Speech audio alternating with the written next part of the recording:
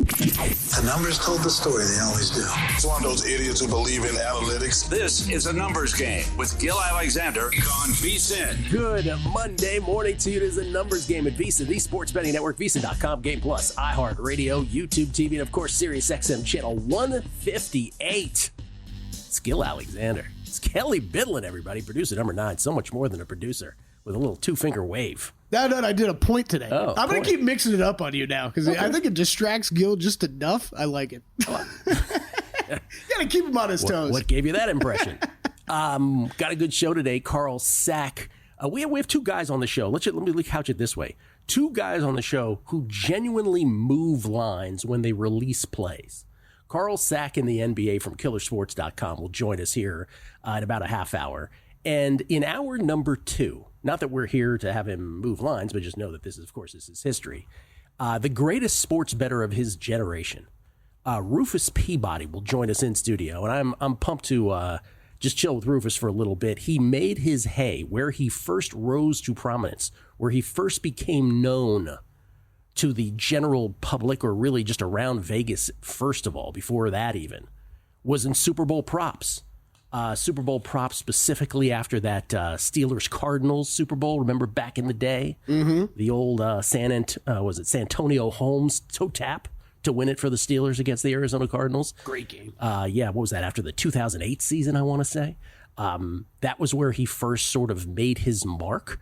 And the rest is sort of Super Bowl prop history. We'll talk to Rufus about that background and what he's thinking about this year and how this has changed over time, right? For the hardos who used to exploit this and now have to sort of approach it a different way. Jason Weingarten also joining us from under a cloud of smoke to talk Super Bowl and baseball, little baseball on the show today as well. We'll talk, of course, Super Bowl 59. I want to start, though. We don't usually start Monday mornings with something that happened before yesterday, but obviously the biggest thing that happened in North American sports and maybe global sports this weekend was what went down Saturday night in the National Basketball Association. I think everybody had the same exact reaction, which is, did Shams Charania's Twitter get hacked?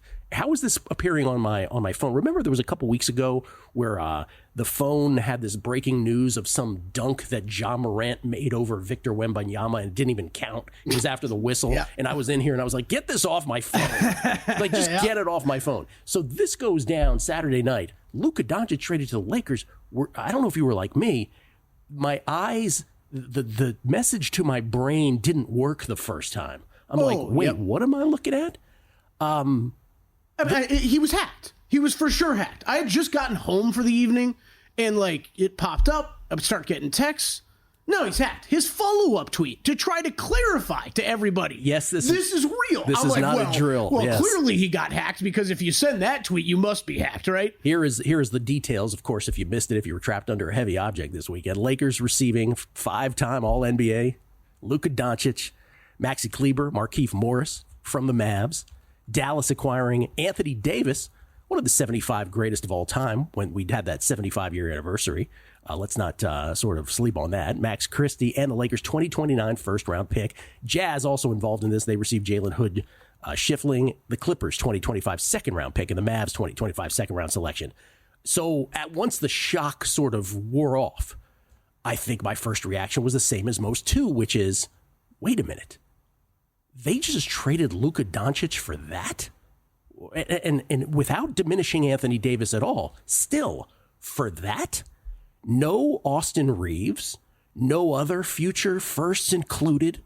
How were both of those things not included? And we'll get to that here momentarily. Again, in a NBA landscape where Rudy Gobert got traded for 4 firsts. 4. Mikal Bridges got dealt for 5. What are we talking about? What is this? First of all, the betting line moves, again, just to get the perfunctory stuff here out of the way. The betting lines move. The Lakers essentially cut in half and more to win both the Western Conference and the NBA title, from about 40-1 to now around 16-1, where they're hovering right now. Mm-hmm. The Mavericks go the other way on the trade, from 16-1 or 20-1, doubling, if you will, or 30-1 is what we're showing in terms of after the trade for the NBA championship, from 12-1 to 16-1. After the trade for the Western Conference. Lakers, we have at 40-18. Western Conference from 20-1 to 9-1. Doncic, just put Luka in perspective for a second. Luka Doncic, LeBron James, who are now teammates, are two of the only three players in NBA history with career averages of at least 25.7 boards and 7 assists per game. They're the only two active ones. The third is Oscar Robertson. That's it. That's the list. Only Michael Jordan, Elgin Baylor, and Wilt Chamberlain have scored more in their first 50 playoff games than has Luka Doncic. By the way, that's not in shape Luka Doncic, for those of you who want to get to that part of this, which we will. Among players with at least 400 games, Doncic's 28.6 point average is third in NBA history, behind only Michael Jordan and Wilt Chamberlain. Jordan, Wilt, Luka. That's the list. And at 28.6, by the way, points per game, the highest career average player for a player that's the highest career average, talking about Luka now, for a player at the time he was traded since 1975 when the Bucks dealt Kareem Abdul-Jabbar to the Lakers. Doncic, for those who have a short memory, third in MVP voting last season, averaging 33.9, 9.8, and 9.2. Easily one of the greatest statistical seasons in league history. Took his team to the NBA Finals, oh, by the way. And then, Kelley, my brain goes into, okay, if I was drafting, if we do that whole, bar room exercise, if I was drafting an NBA team from the beginning here, who would be the number one pick? Okay, Victor Wembanyama's one. I'll even throw in Jokic, even though he's about to be 30 years old because he's Nikola Jokic. And then after that, it's, I don't know what, Luka or SGA? Yeah. Okay. Wherever you want to go, yeah. And then I struggled because I love sports and I love sports history, and I just think about, what's the sports equivalent to this? And first of all, I sort of asked that openly to friends. I asked that, on Twitter openly, or I don't know if I asked it on Twitter, but someone suggested, Richard Eng on Twitter said, what about Nolan Ryan getting traded after his fifth season, or at the age of 25 from the Mets to the Angels? And I said, well, I'm not old enough to remember that, but after 5 seasons, at the age of 25, Nolan Ryan hadn't even had one good season yet. We knew he threw 100 miles per hour, I think they knew. But nobody knew what he would become truly. So that's not it. Then there was football equivalent. Someone said, what about Ricky Williams trade? Well, the Ricky Williams trade, Ricky Williams hadn't played a down yet in the NFL. And Mike Ditka and the Saints traded the house for him. And sure, Washington ended up being able to draft multiple great players, Champ Bailey, John Jansen, LeVar Arrington, but they didn't do anything with this. But anyway, Ricky Williams hadn't played it down in the NFL. It's not the same thing. And then someone said, what about the Herschel Walker trade? Because that was in season. Yeah. It changed a franchise. Dallas ended up drafting Darren Woodson and Emmitt Smith and Russell Maryland with those picks. Yeah, but even Herschel Walker at that time had only had one good NFL season. He was great at Georgia. He was great in the USFL, but he had only had one good NFL season.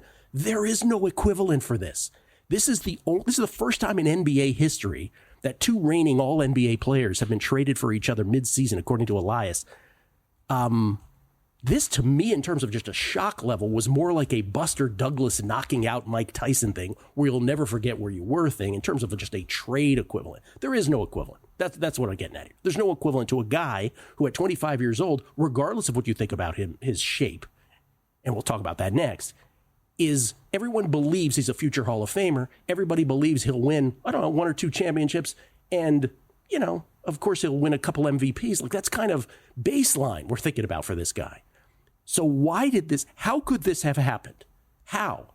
The two knocks, of course, are he is chronically out of shape. He was topping out over 260 this year. Injured. He's only played 22 games this season. He hurt his ankle on Christmas. He hasn't been back since, though he's supposed to come back here in relative short time. So was it so bad in Dallas? Were they so just completely bent about him not being able to stay in shape? Or they convinced themselves he was not going to sign a Supermax with him. By the way, this takes the Supermax off the deal now for Luka Doncic. Costs him like $100 million, though he gets to opt out, I think, at the end of next year. What possible reason can you come up? And even if you believe those things, let's say you buy into that. You're like, yeah, that's exactly right, Gill. Yeah. He's not in shape, and maybe he wasn't going to sign the Supermax. The point still remains, how do you only contact the Lakers to make this trade? How? That is the malpractice here, because, and I'm not even exaggerating, what we just talked about before, Gobert for 4 first rounds, right? Rudy Gobert. You could have, after the season, conceivably, right, conceivably have gone to the Houston Rockets. Let's say the Rockets don't do so well in the playoffs. You could have said, hey, how about Amen Thompson and Sengun? You could have gone to the T-Wolves and said, how about Anthony Edwards? These are not outlandish requests. And yet they went to one team. Please explain that to me. It makes absolutely no sense. I can't. It's the one thing that we still need answers on, because it's not like, look, we've heard that some of the things we've heard since is, okay, they're worried about the agents getting involved then if it opened up more than one team. It doesn't matter. For your long-term future of your team, you're responsible to get back more than this. I think I heard Tim Bontemps put it like this, Gill, and I think he's right. For the Dallas Mavericks to make a move like this, it's not only that you do not believe in the future of Luka Doncic, it's you don't believe that Luka Doncic is going to show you ever again what he's already shown you. Think about all the playoff stats you just rolled through. That is out of control. That's the only thing that makes sense. It is the only thing that makes sense, is that things have gotten so bad with Luka and the conditioning and whatever that they fully believe that they won't even see the Luka that we saw from a year ago again. Mavericks GM Nico Harrison, quote, I believe that defense wins championships. He told ESPN's Tim McMahon, explaining his motivation to deal Doncic for Davis. I believe that getting an all-defensive center and an all-NBA player with a defensive mindset gives us a better chance. We're built to win now and in the future. He later went on to say this is more of our timeline. Are either the Mavericks or the Lakers better this year? No, both teams got worse this year. Mavericks seemingly trading the long term for, in theory, the shorter term. Mind-blowing. More on this, and of course, Super Bowl 59 on the other side. It's a numbers game at Visa, the Sports Betting Network.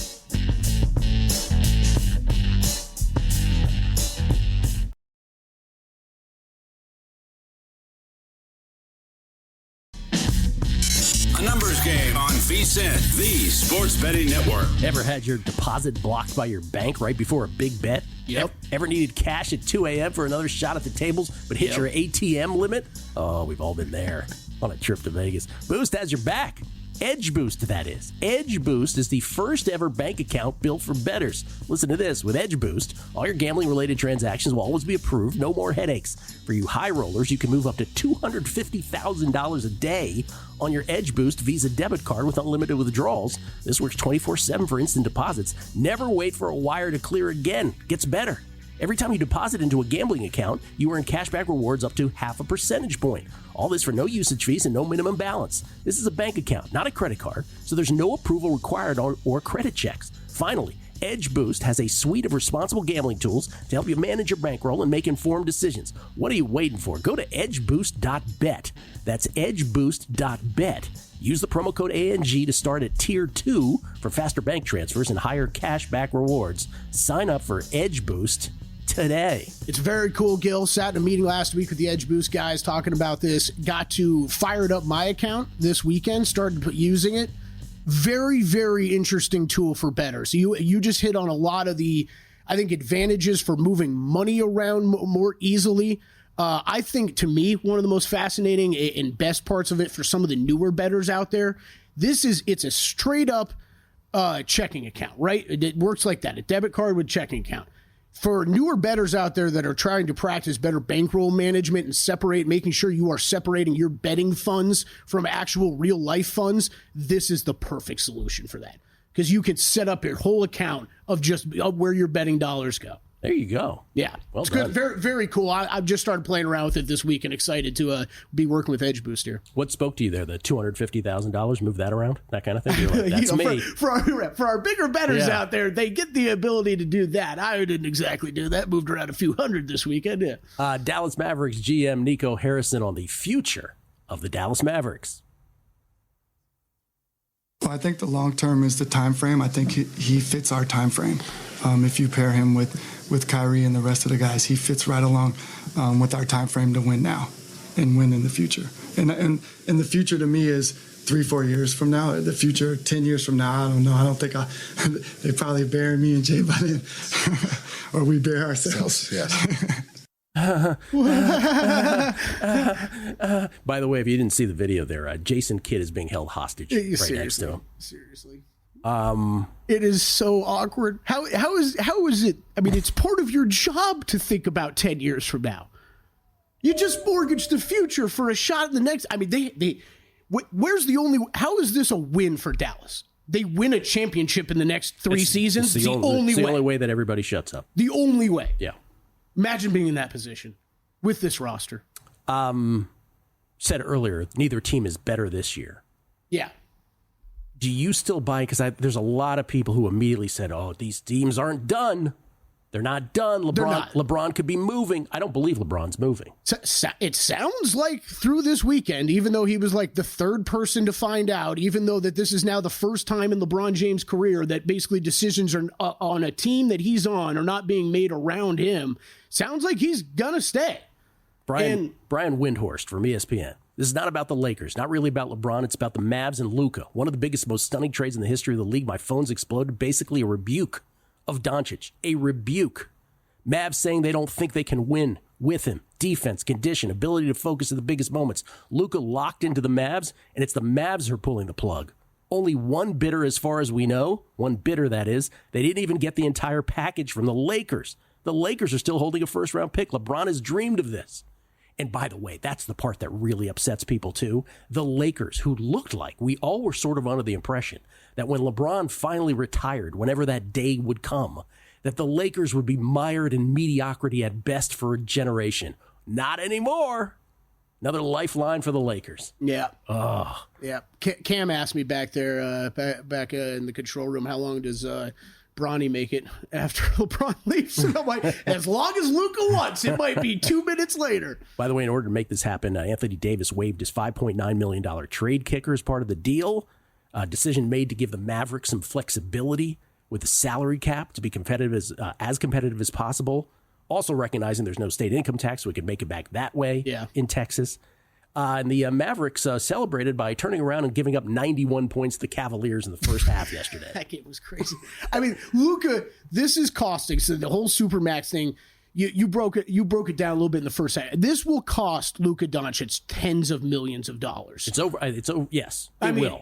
In the long term. Yeah. Like this is, I cannot wait already for Lakers at Dallas games. Are you kidding me? Luka Doncic had every intention to sign that Supermax deal. We've never seen a player turn it down before. He had every intention to stay with this franchise, and the Mavs said, we're good. It's incredible. One more thing about this. The image, and I don't know that we lingered on this show, but when the Mavericks won the Western Conference, I believe it was the Western Conference title. I know where you're going, yep. And Luka's holding a beer. Do you remember that? It's sort of like almost like a reception line kind of thing. And he's holding a beer, and Michael Finley, former Mav and in the Mavs front office, sort of just saunters by and quietly grabs the beer from Luka.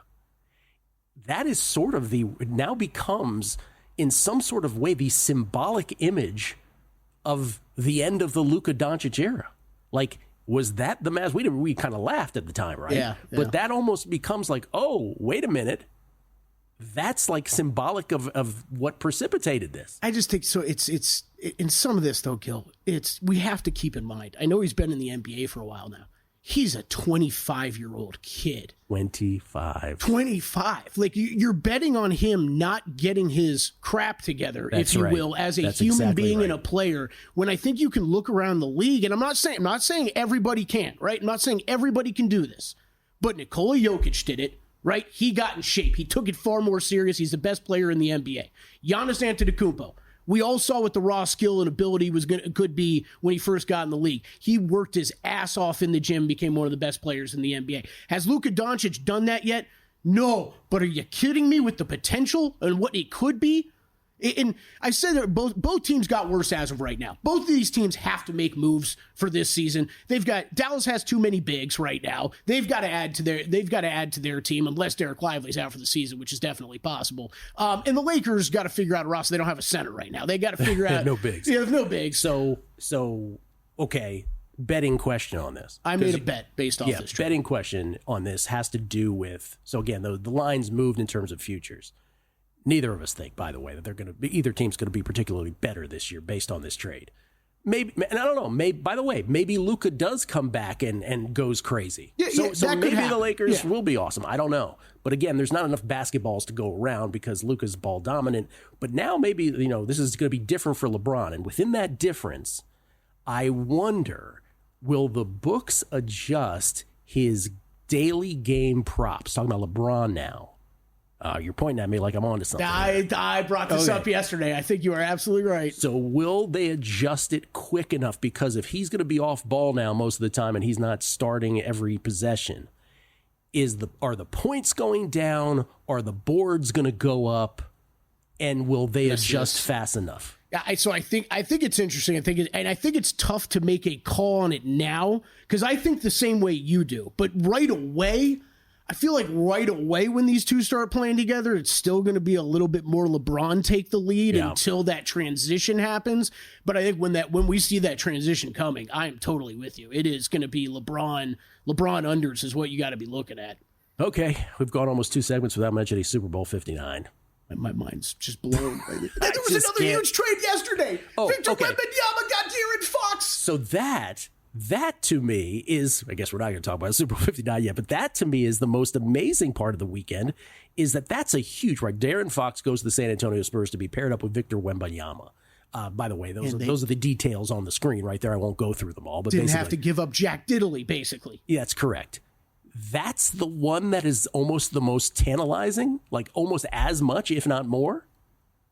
For what? Team improvements this year? Team improvement this year. Yeah, but I mean, the Spurs are definitely still behind both those other teams as far as chances to win the West. But then the leap perhaps next year even can be seen that much clearer. Absolutely. That's a huge trade. Absolutely can. You finally get, this is so big for Victor Wembanyama's development because Victor, especially this season, the attitude offensively with Wemby has been, go out there and do your thing. We don't really know what you are yet in the NBA, right? Do we want him taking threes? Of course, everybody yells about him posting up more. He just doesn't really have the frame for it. But this year was about figuring out how Wembanyama wanted to play offense in the NBA. I don't know that we've really answered that through this half of the season, Gill. So pairing him finally with another star player allows them to define these roles a little bit more. I like that thinking. And I think it's going to matter huge for Wembanyama's development. Should I tell you the bet I did make in the NBA? Oh, yeah. I know we're running out of time. Yeah, go. All right, I finally bet. I had this circle to make this bet in about a week anyways, just was waiting for some schedule stuff and for Chet to get a little healthier. To me, the Dallas Mavericks were the biggest threat to the Oklahoma City Thunder winning the Western Conference. With Luka there no more, I fired on the Thunder this week. I already thought you had a bet on that. I hadn't bet it yet. I kept bringing it up that I was going to. Finally bet it this weekend, plus 115. Plus 115 yeah. You took. Okay. Carl Sack, from a handicapping standpoint, somebody who's immersed in this far greater than any of us. Maybe not Kelley, but in his way, analytically, what's the impact here? That's next. A numbers game on VSiN, the sports betting network. No big game is complete without a classic game of squares, but this year make it even better with Circa Squares bets from Circa Sports. We all know the pain of pulling those terrible numbers. Well, not anymore. With Circa Squares, you get to choose your square and the numbers you want. Each square has its own odds, so you're always in control of your bet. Download the Circa Sports Nevada app today and place your Circa Squares bet. Turn your big game into a big win with Circa Sports. We get tweets at Beating the Book. It's Gill Alexander. Thanks for all the tweets. Always appreciate the feedback. Sam Ginsberg. With the Dallas Lakers trade, the NBA managed to steal the limelight from the NFL, even with the much-anticipated Pro Bowl festivities. However, baseball will be taking over all media reports soon, as I believe they will be announcing their 2024 awards soon. It's a joke, of course, but we do have NFL awards this week. Finally! Oh, can't wait. What was that? We have to wait till Thursday. I think it's Thursday. Oh, yeah. D-Gen, Southern Gent. We missed you on Friday, Gill, but I wanted to highlight the professionalism of shown by one Kelley Bydlon, the restraint shown when Joe Serralo revealed his disdain for blue Gatorade. Joe revealed his disdain for blue Gatorade deserves an Emmy from Kelley. Kelley needs to soften his stance on buffalo chicken dip, though. Oh, man, was that brought up? I think I brought that up yesterday with Dustin. But yeah, buffalo chicken dip. You ever had that? No. Okay, so I've only had it once or twice. I like a lot of chip dips, okay? I love buffalo chicken. It's a terrible combination. By the way, shame on me. I should have thanked Joe Serralo off the top. Thank you for filling in on Friday. Taylor Fritz of sports media. That's right. You did a great job. Great awesome. Job. Took some jokes very well. Yeah, he understood your jokes. Yeah, the audience got involved. With some Taylor Fritz humor, and Joe did a great job. I was the one I asked him the first time he was in here. I was like, "Who do people say you look like?" Before he could even answer, I'm like, "Taylor Fritz is the correct answer." It's incredible. Jay Fresh. You know that Mavs trade is bad when your first reaction is wondering if Shams got hacked. Yes, it is. Joe C714, look, as a Lakers fan and living in L.A., we're all over the moon. This tweet says it all. He's quoting Mark Cuban on Luka in 2020. If I had to choose between my wife and keeping Luka, catch me at my lawyer's office preparing for a divorce. Gill, they had Jalen Brunson and Luka Doncic, and now they got a bunch of dudes in their 30s. Luka, they flipped Luka, Jalen Brunson, and Kristaps Porzingis into AD, Max Christie, and Spencer Dinwiddie. Chew on that for a little bit. Paul M. I will agree that this was a bad trade in assets return for Luka, but let's get something straight. Every year came into camp out of shape. Every year. Plays literally no defense. Correct on the results of the trade, but he's not an all-around great player. All right, fine. So this is the one Dallas defense that I kind of get like, wait, I understand. Nothing you're saying there is wrong.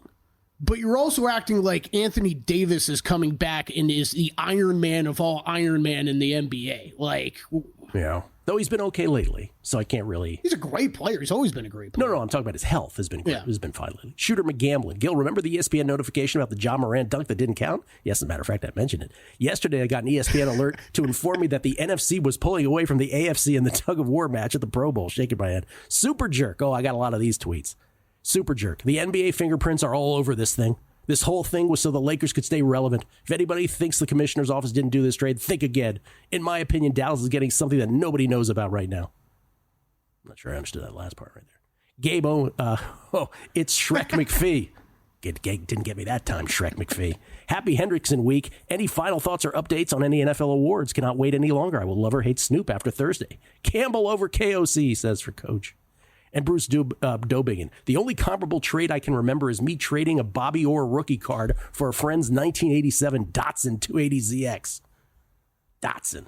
That's a great tweet right there. Okay, we'll get to more tweets coming up because there's tons of them. Ladies and gentlemen, he moves NBA lines when he releases plays. Both he and I were reared in the gambling world on the lap of Dr. Bob. It's Carl Sack from killersports.com, courtesy of the Progressive Guest Line. How you doing? Carl, what's happening? How you doing, Gil? Good morning. Good morning, sir. You know where I'm going with this. So one of the great strengths of Dr. Bob, besides, being great at predicting the outcomes of sporting events through the years, is that he was the best in the world, I thought, and particularly in basketball, at sort of really evaluating what a player meant to a team.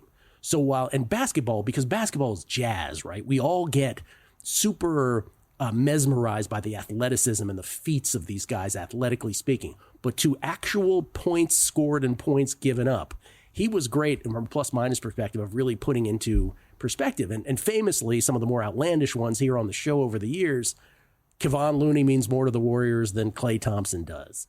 Jared Sullinger means more to the Celtics than Rajon Rondo does. When you look at these two trades, and let's start with the Luka AD trade, is there anything like that in here? I don't think so. I think both players are. I don't think either one's like particularly overrated or underrated in terms of the betting market. I think sometimes the betting market gives Luka a little bit more value than he's worth. But in terms of, I don't think it makes either team significantly better or significantly worse, other than the fact that they now have to learn how to play with a new superstar, and that might take some time to adjust. What about the De'Aaron Fox trade to the Spurs? Anything there? So there is some interesting data this year. The Kings have been a couple points per 100 better with Fox off the court. Wow. So it could actually be an addition by subtraction. And then Levine, who historically was a negative player, this year, the Bulls were actually 9 points per 100 better when he was on the court. So I don't know if he was just, I don't know if he's gotten better, but just kind of looking at it abstractly in that kind of fashion, you might argue that San Antonio or Sacramento walks away from this ending up being a better quality team. See, that's the kind of basketball. That's the kind of fascinating thing with basketball that I don't think you can find in other sports, because it is five guys at one time all moving around the courts. Our ability to stop and assess, our eyes, we can sort of assess what happens. Dean Oliver once said this the best. Our eyes can tell you what happened in one game better than analytics, but analytics can tell you much better what happens over the course of many, many games more than our eyes can. And that's a perfect example. What is the likelihood, Carl, just to follow that up, what is the likelihood that the Spurs and Kings are aware of those things you just mentioned? Very high, I would guess. Think so, huh? I think so, yeah. I mean, that's what I just quoted are pretty high level on-off numbers. I'm guessing that the right way to go about it, I think you have to do different player combinations as well to kind of see like, okay, is Fox, is it highly correlated with him being on the court with one other particular player? And maybe that's what it is. But yeah, no, I'd be surprised in today's day and age if those two organizations aren't aware of that type of stuff. What do you like today in the NBA? Well, what lines do you guys typically quote? Well, as long as there's a consensus of a 3 or more, I'll say we'll allow it. Okay. Or if it's one big major book that's very readily accessible, what do you got? Yeah, so Circa right now has New Orleans plus 11.5. This is probably one of the best bets on the board right now, I think. New Orleans, they lost DeJounte Murray to an Achilles a few days ago, and I don't think he was really playing all that great this year. I think his defense he was really struggling on defense. And this Nuggets team, they're down 2 players tonight, Westbrook and Peyton Watson. I don't think that Denver's kind of gotten it together lately, but they don't have the depth on this team to withstand 2 major rotational players being out. We saw it against Charlotte. Denver was like a 12-point favorite and barely won that game, had to come back late. And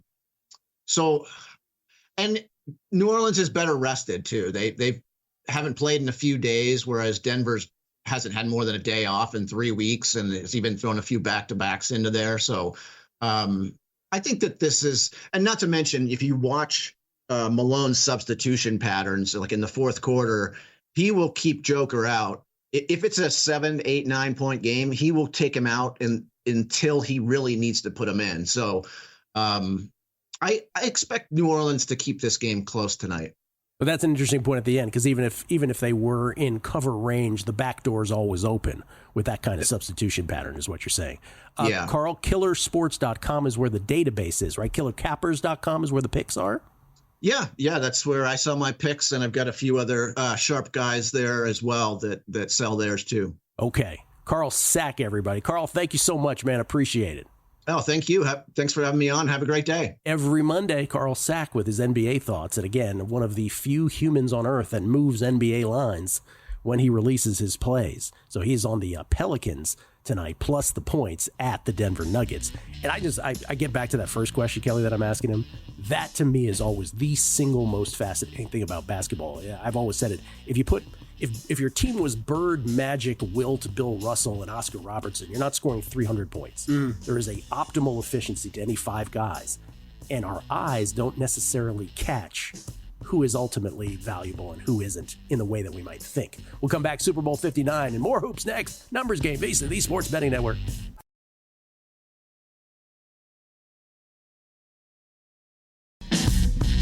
A numbers game on VSiN, the Sports Betting Network. A special numbers game investigation reveals that Super Bowl 59 is 6 days away. Let's go. Big game almost here. VSiN has you covered from kickoff to cash out. All your favorite VSiN hosts will be breaking down the action all day long with expert analysis, sharp betting insights, and real-time odds updates live from Vegas. From early morning breakdowns to in-game betting strategies and post-game recaps, we're bringing you the most comprehensive Super Bowl betting coverage anywhere. Watch live at VSiN.com or the VSiN Watch app, YouTube TV, or tune in on Sirius XM 158, iHeartRadio, all major streaming platforms. Look at that.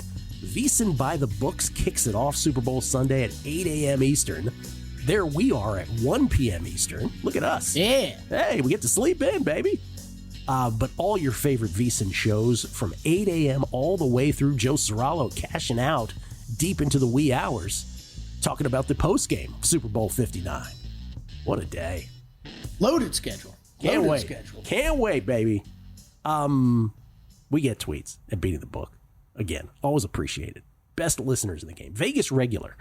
Luka will lose $116 million not getting the Supermax deal. I alluded to this earlier, Vegas regular. Yes. Supermax to non-Supermax, it's a $116 million thing. You're correct. But with his ability to re-sign after next year, he probably makes some of that back. So it's not exactly that. Yeah.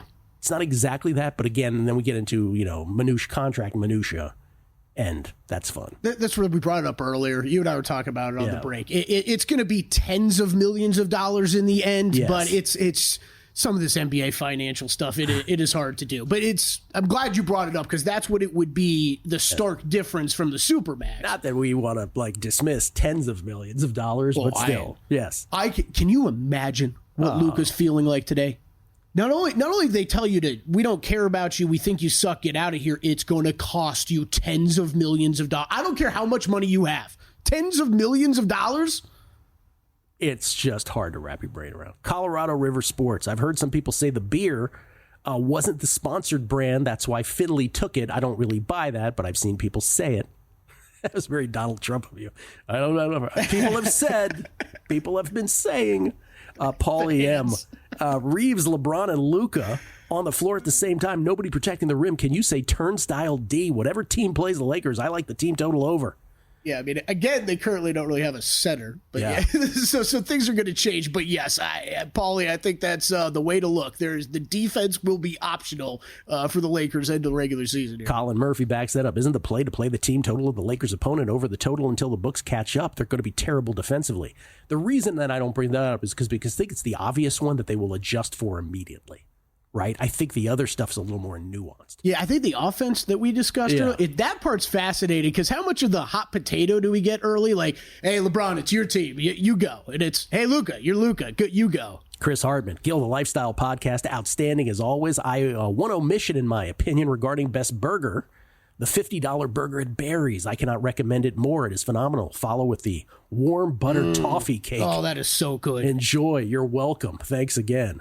The burgers that I recommended was a Bill 80 find at Oscars here downtown. Butter toffee cake is amazing. And then I think was it Crack who had the other burger recommendation? NCI 95 Gambler. Was anyone else annoyed with Adam Schefter this weekend trying to compare the Luka trade to an NFL equivalent? So annoying. Well, NCI and 95 Gambler, that was the first thing that I tried to do. I was like, okay, what is this equivalent to? And there is no NBA, and the NFL ones are kind of not really congruent with it either. But I did. I was like, what does this compare to in our sports life history? Josie 714. Okay. I'll say it's like Joe Burrow for Jared Goff. Does that work? Because Burrow's established enough, but he's still young. I don't even think that does it, because Jared Goff isn't one of the 75 best players of all time. Joe C. 714. Okay, Luka being out of shape has no legs. You're out of shape, you're not prepared, you play no defense, but you're all NBA first team last 5 years, top 3 in MVP last 3 years, and just carried your team into the finals 7 months ago. Joe C714, thank you for saying this. Preach. This is, listen, I will make a football comparison. You know what the one thing that Jaden Daniels being on Washington drove home more than anything? None of this other stuff matters. Right? Washington was like the kings of the offseason for 75 years in a row. It doesn't matter. When you win, you win. I don't know if you know this, but the object is to win the game and to win titles. And so it's just, I agree with you, Joe C. Stars win championships. Especially the NBA. Ben Handorf. So, Gill, this is how I see it. Luka has a barley and hops issue. AD has a body and hops issue. Pardon me. Get it? Barley and hops versus body and hops. If Luka can't put down the PBR and learn some work ethic in the gym from LeBron, this is likely one of the most lopsided trades ever, he says. And by the way, Carl Sack, who gave us the Pelicans play at plus 11.5, bang, immediately moved to 10.5 on his play. And that's just doing it on the show. That's not even doing his official release thing. Yeah, Circle went 11.5, 10.5. Ding, ding. Right the James Lloyd, MGM moved the line a full point as soon as Carl gave it out. I was able to get it juiced minus 120 before the move. There you go. Jeff Cam, do you work fellas made to sound like the boomer I am, get haircuts every day? Huh?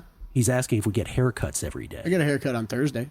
I get a haircut every 2 weeks. Every 2 weeks. 2 weeks, yeah. I don't know. As soon as it starts to puff. I have a tennis play that remains today. Anyway, can I interest you in that, Kelley Bydlon? Yes. Split overnight.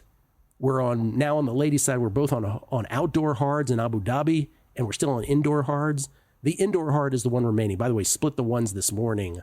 Actually lost the favorite, hit the dog, so I think we lost 4 cents. Lost the minus 141, hit the plus 137 on Lulu Sun this morning against Caroline Garcia. The only one I have left is Elena Gabriela Ruse at minus 111. Ruse, I didn't even get her last name right. What'd you say, Ruse? Yeah. I used to say Ruse too. We'll allow it. Versus Angelina Kalanina? Angelina Kalanina. Nailed it. Well, sort of. This one is at the Transylvania Open, and I'm not even making that up. It's at the Transylvania. By the way, I was about to say I have this priced more as a Ruse at minus 135. Ruse is already minus 130. Whoa. Yeah. So, well, I should have checked that before I gave this out. It was great. Again, this is why it pays to be a subscriber and have the plays overnight, because we have about 20 cents here of CLV. What could possibly go wrong? But VSiN.com/picks for subscribers. Those folks had this last night or very early this morning when they woke up, and now we're 20 cents gone. And now, by the way, right as I do that, minus 131, minus 132 as we're talking. So this is a bookmaker. So no more value on that, in my opinion, based on the line that I have, because I had it priced at minus 137. So, I mean, technically there is value, but not nearly the value we had. So there you go. Maybe they should just call you up to they could do that. Going closer to your line. Rufus is coming up top of the hour. Rufus Peabody, who is the most successful bettor of his generation and made his hay on Super Bowl props. So we'll get into all that with Rufus. And I'm just thrilled to be able to just chill with Rufus for a little bit. Before we go to Rufus, Super Bowl bets, and obviously we have all week to talk about Super Bowl 59, and we will. Mm-hmm. Beyond the props, we're going to talk about the history with Rufus. Did you add anything so far? By the way, I still have just Kansas City minus 1.5, which I made immediately last Sunday night. And so far, remember, everybody's saying, oh, this thing's going to move. It hasn't moved yet. Yeah. Just sitting right there. I mean, if anything, we've had a little bit of movement on the total, but like to go lower, which surprises me a little bit. Everybody was so convinced, and maybe it will still move towards the Eagles, but it hasn't yet. I don't know how much I see this line moving. I haven't added anything yet. Either, Gill. I have that AFC to win the Super Bowl future. So I have the Chiefs minus 115. I'm not buying off any of it, though. I'm going to ride with the Chiefs. And then I have the Kareem Hunt over 42.5 rushing yards. Isaiah Pacheco longest rush under 8.5. The one I will bring up again, I haven't bet it yet. I don't feel like I'm in any rush. I will be adding Mahomes MVP. We talked a lot about that last week. I mean, we're talking like a 50-cent difference from where the money line's at. And we're plus 120 now? Yeah, like plus 120, and it just keeps getting longer, so why would I bet it now? Yeah, I'm going to bet it at some point this week, though. Well, and had I known that, I might not have bet the Chiefs either, right? I might have bet that.